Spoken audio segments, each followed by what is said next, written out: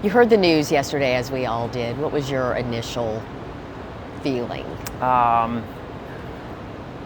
It was really sad, and it was really surprising. I think we all knew, we know that she's 80 years old, like we knew this day was going to come, but I don't think anyone was really prepared. I think it was really surprising and just an incredible feeling of loss.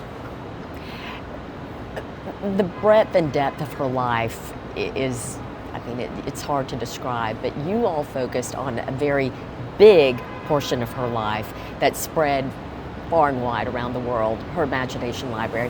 Why did you all hone in on that aspect of Dolly?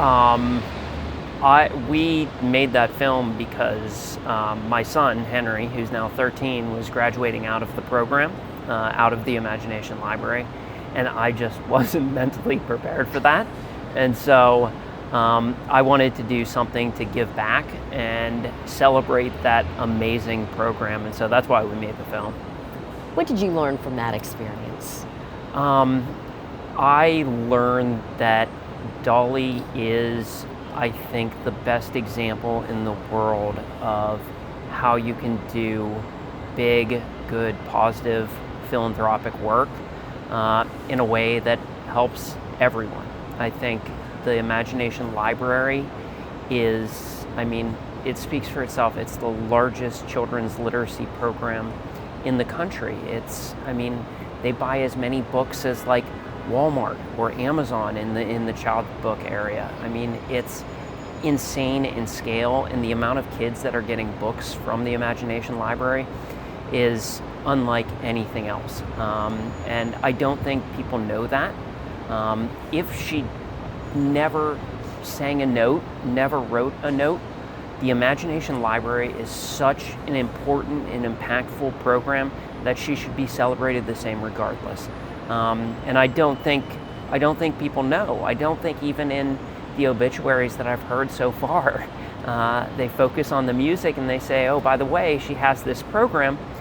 But it's a program that's in 10% of homes in America. 10% of American kids are getting books from Dolly every single month.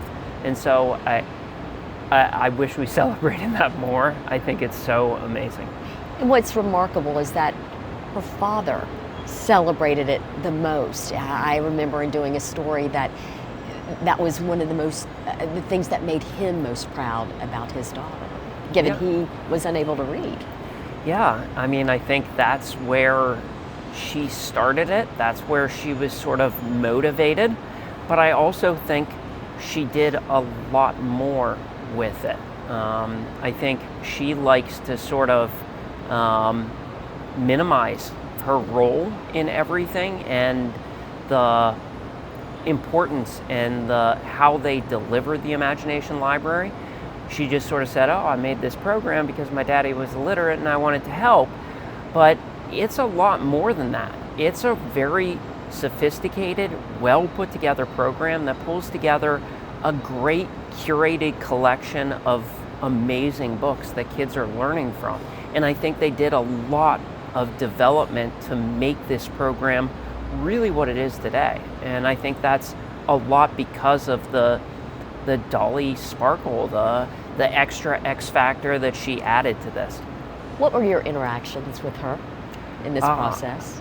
It was fantastic. We interviewed her twice for the project, and I met her one other time when we were recording narration.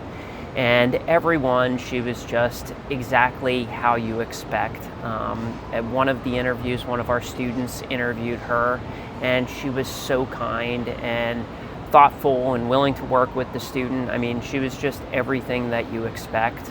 And I think she always knew how to make people feel seen and loved. And it's not like I was her best friend or anything, but she made us feel like we were part of the family. And I think that was one of her secret skills.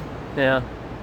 Final question. I think we all will remember Dolly in our own particular ways, given our interactions or our memories. How would you remember Dolly?